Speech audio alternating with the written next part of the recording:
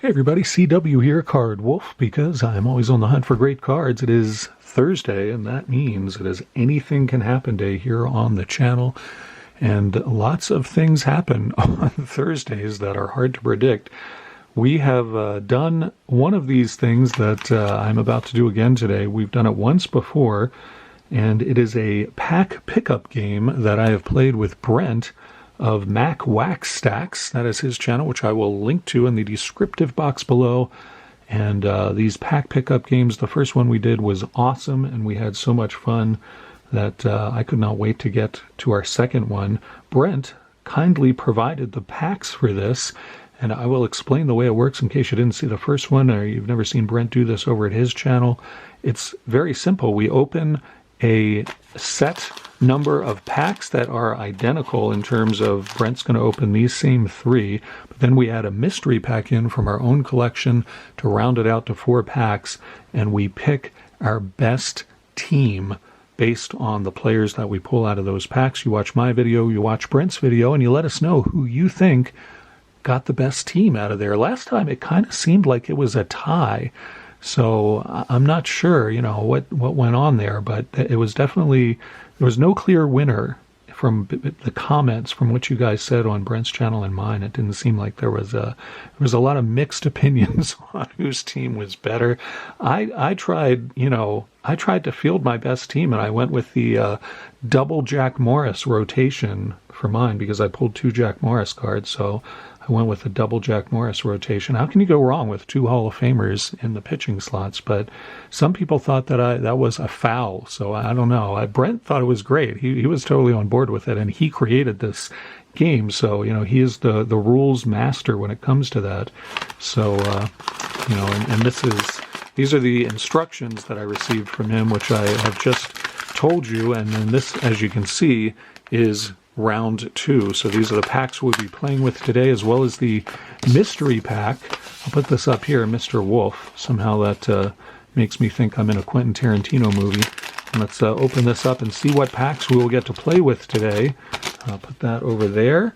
So our first pack is Upper Deck All-Time Heroes of Baseball. That is going to be an awesome pack because we should pull lots of Hall of Famers out of that.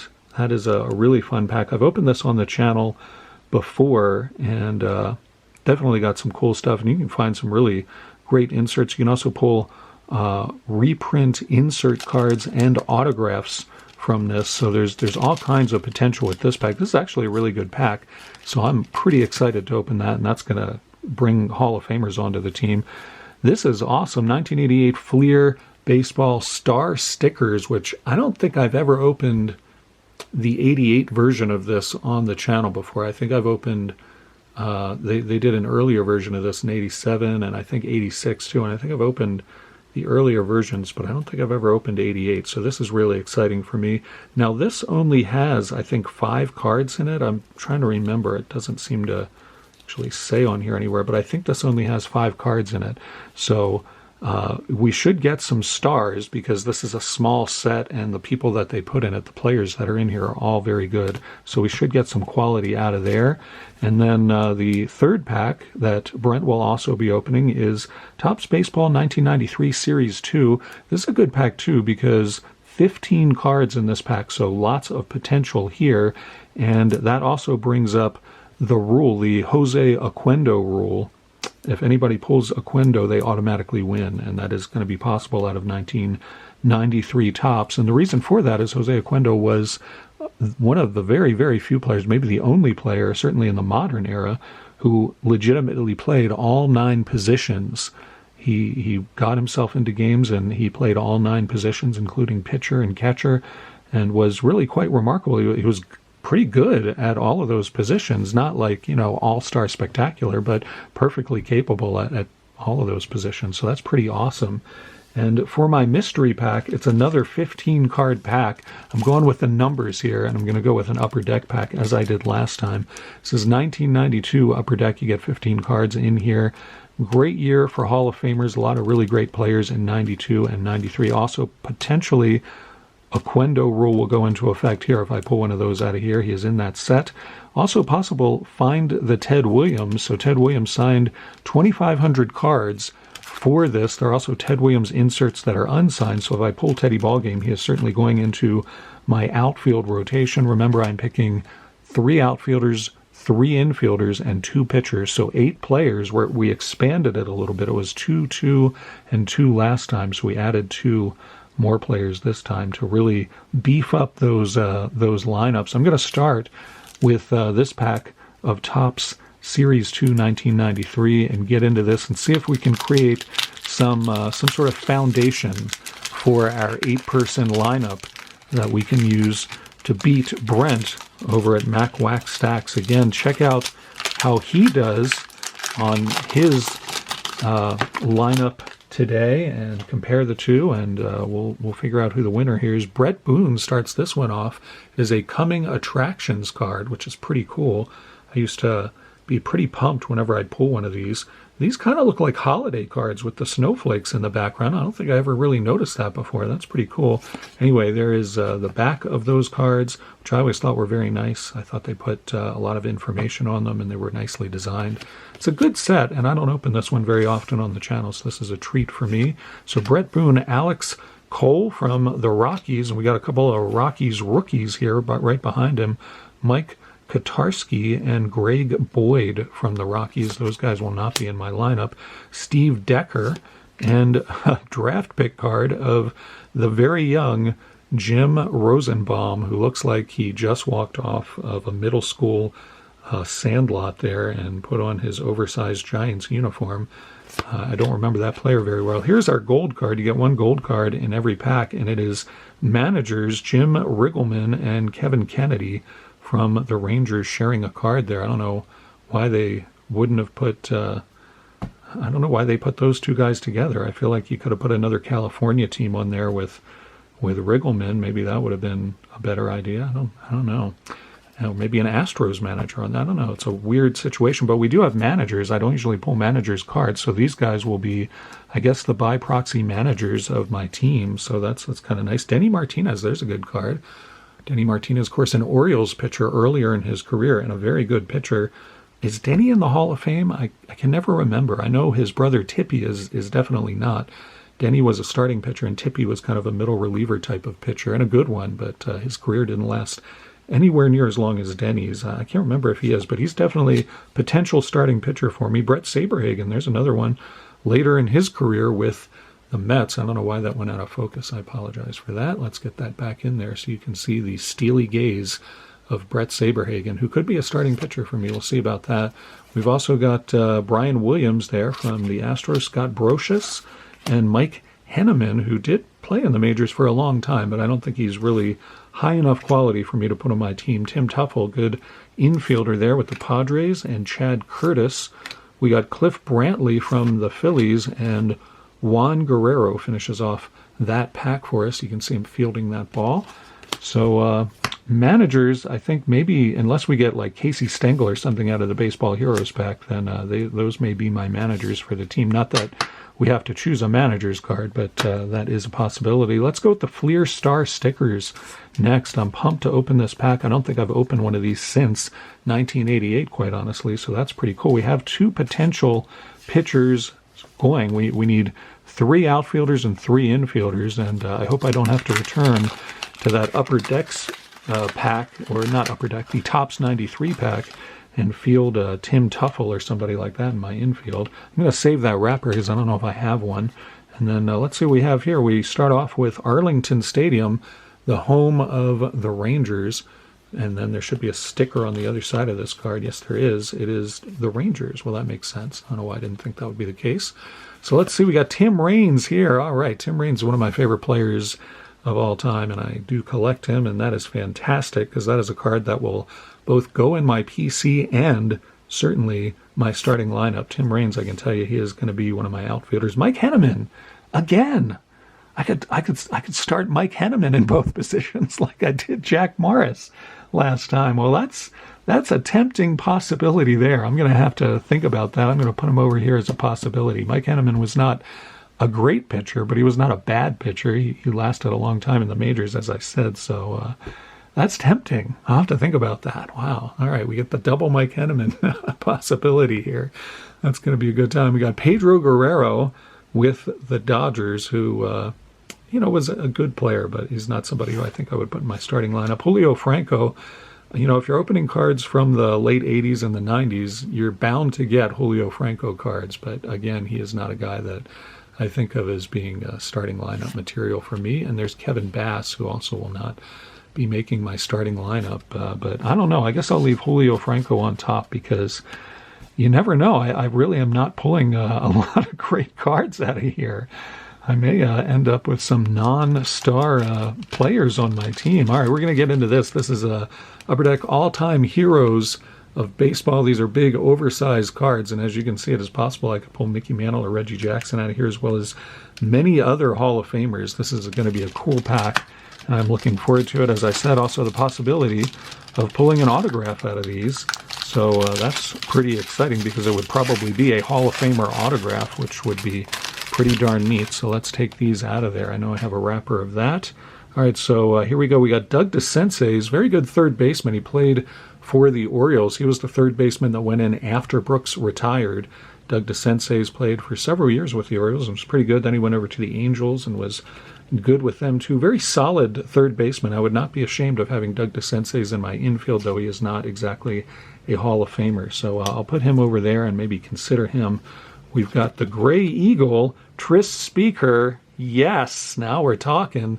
Tris Speaker, a definite Hall of Famer, one of the greatest players of all time. Definitely feel confident about putting him in my outfield. So the outfield's shaping up pretty well. Tim Raines, or Rock Raines, as I like to call him, and Tris Speaker. And now we got Monty Irvin. Wow, that's pretty good too. That's some pretty good stuff there. Monty Irvin, one of the all-time greats as well. And then we got a Whitey Ford as a pitcher. All right, now we're talking. All right, well, I don't know if I'm going to do the double Henneman here, since I got Whitey Ford and maybe some of these other guys. That's some consideration there. Whitey Ford's certainly going to be in the starting lineup as a pitcher. Here we got Johnny Callison, who was a pretty good outfielder, a star in his day, certainly, and somebody who I actually met at a convention once. Really nice guy, Johnny Callison. Probably not going to be in my starting lineup, but still pretty neat to see his card there. And Minnie Minoso, wow, I like Minnie Minoso a lot, so he may have to go into the outfield too. We got a lot of great, very strong candidates for the outfield. That's coming along. The infield is completely bare at this point. We have not pulled somebody for the infield that I feel particularly excited about. Here we got Willie Mays. Well, geez. That's going to be tough to pick the outfield here. I get three outfielders. Certainly Willie Mays is going to be in there. He's probably, I don't know, in my opinion, maybe the greatest outfielder of all time. I really love Willie Mays, and he was a great fielder, great hitter, great person. Still with us and still attends Giant games to this day. All right, here we go. This is a legitimate star for our infield, definitely. Lou Boudreau, shortstop for the Indians for many years, and certainly one of the all-time greats. All right, that's legitimate. We can definitely, I would be very happy to have him in my infield. And then we got one of the reprints of the, what are these, T203 cards, or T202, something like that. And we got Knight and Johnson, Walter Johnson and Jack Knight. All right, well, Jack Knight, that's perfectly fine to see him on there. But Walter Johnson, the big train, we are definitely going to put him in the pitching rotation. Man, we've got some real stars for the rotation there. Whitey Ford and Walter Johnson, I'll take that. Sam McDowell, sudden Sam McDowell, really good ace for Cleveland as well, and a guy who could pitch a fastball like nobody's business back then. His career didn't last as long as it could have. I think he blew out his arm or injured himself in some way, but certainly a good pitcher, and one that I would have been happy to put in the lineup if not for Walter Johnson and Whitey Ford. Whitey Ford, little known fact, the winningest American League pitcher of the 1960s is Whitey Ford. That is the truth. All right, so we got Larry Doby and Minnie Minoso. We got a double Minoso pack here. I wonder if I could do a double Minoso infield. I don't know. Well, Minoso's an outfield, and we have a lot of outfielders, so I don't know. That's going to be some stiff competition there. Man, that is tough. And then we finish off with Joe Black and Monty Irvin, double Irvin pack as well. Pretty card here. I like those last two cards quite a lot. Joe Black, also a good pitcher who came up early from the Negro Leagues. Monty Irvin also came up from the Negro Leagues. Both really good players, but I don't think Joe Black really can rival Walter Johnson or Whitey Ford. So I don't know that he's going to make it. Monty Irvin's still a possibility in the outfield, though. It's a very crammed outfield, whereas the infield is held down to this point only by Lou Boudreau, who certainly he's called the boy wonder on this card. That's funny. I don't think of him as a youngish player, but I guess at one point, of course, he was. He was also a guy who I believe was a really good basketball player, if I'm remembering his history correctly, but certainly a very, very good guy to have in the infield. All right, we're down to one pack. We got to get two infielders out of this pack, or I'm going to be going back to the stacks to compose my infield. So, of course, if we pull an Oquendo card out of here, we win automatically, so that's my hope. But we could also pull a Ted Williams card out of here, and that would make my outfield even more absolutely crazy. So let's see how we do with this 92 Upper Deck pack. Be awesome, of course, to pull a Ted Williams autograph card out of here as well. That would be absolutely spectacular and amazing.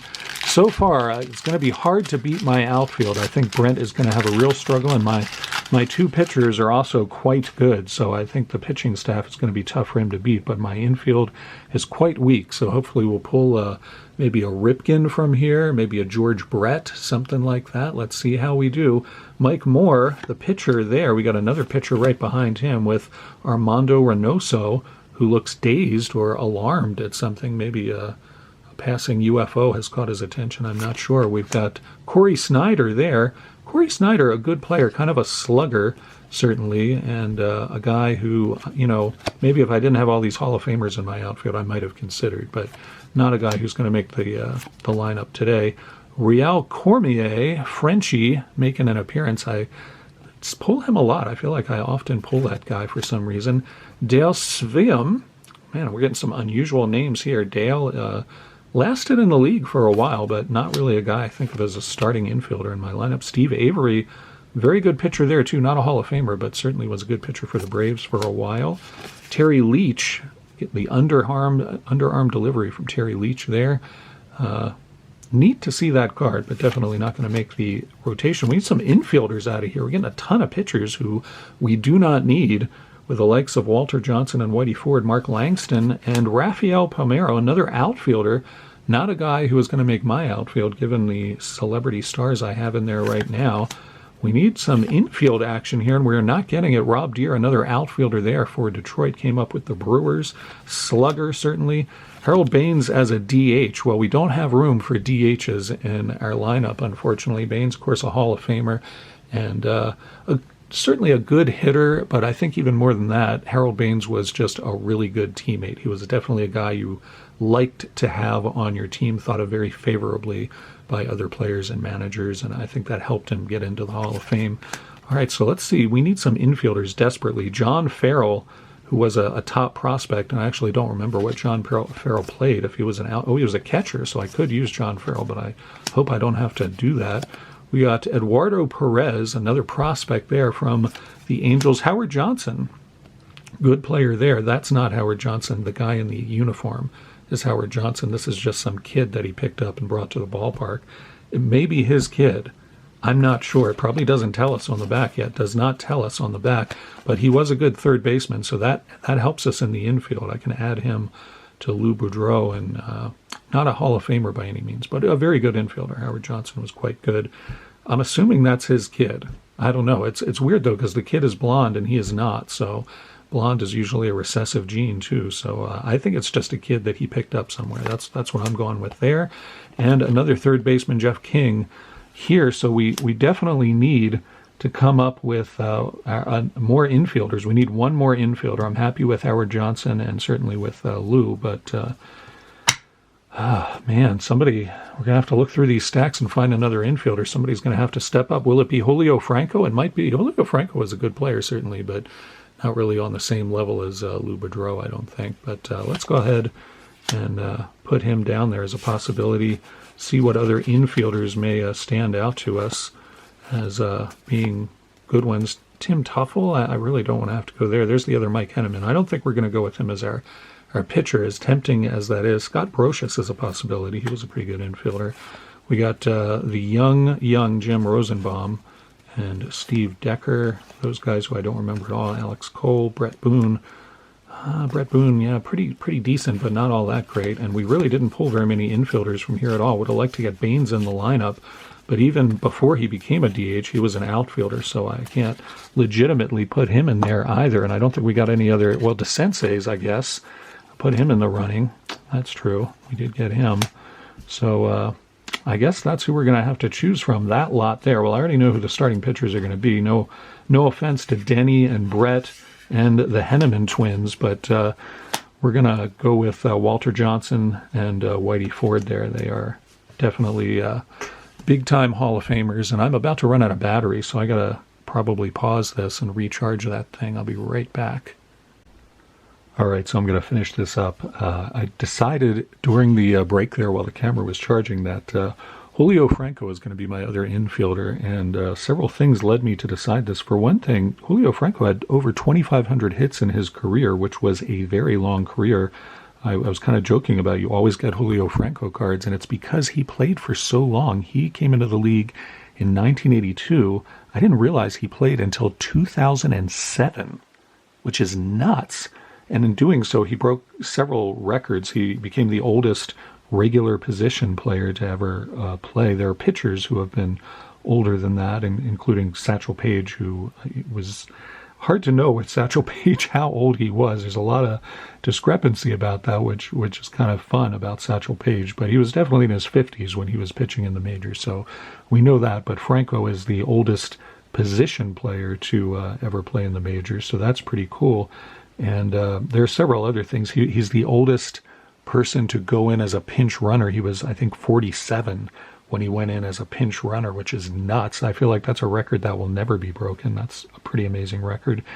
And one of the coolest things I found out about Julio Franco just now was that he is the last player to have faced a pitcher who also faced Ted Williams. It's kind of a weird stat, and I can't imagine who figured this out, but it is a fascinating stat.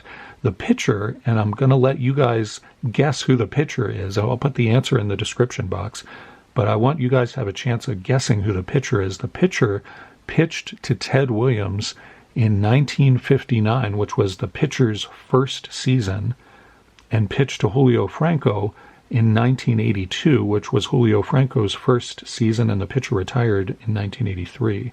So the pitcher went from 59 to 83, and Ted Williams, retired in 1960, so the pitcher just barely was able to pitch to Ted Williams and also pitched to Julio Franco during Franco's rookie year. So that tells you the length of time this pitcher played, and I'll make it even easier for you. The pitcher who pitched to both of those players is a Hall of Famer. So see if, without looking, you can guess who that pitcher is. Knowing it's a Hall of Famer makes it, I think, anyway, a lot easier. And I think I would have guessed with those clues. I read the whole thing, and so I didn't have a chance to guess, but I think I would have guessed with those clues. And I hope that you guys enjoy the trivia there. I don't do that a lot on the channel, but it's a fun fact about that. So my pitching lineup is Whitey Ford and Walter Johnson. That's pretty fantastic. My infield is a little questionable with Julio Franco, Howard Johnson, two Johnsons on the team, and Lou Boudreau. I mean, not a bad infield by any means, but still, not up to the quality of the outfield, who I still have to pick here. I think Willie Mays is a given. There's nothing that's going to take Willie Mays out of my outfield. I don't think there's any chance of that. So he's definitely in there. And then we got Minnie Minoso, Monty Irvin.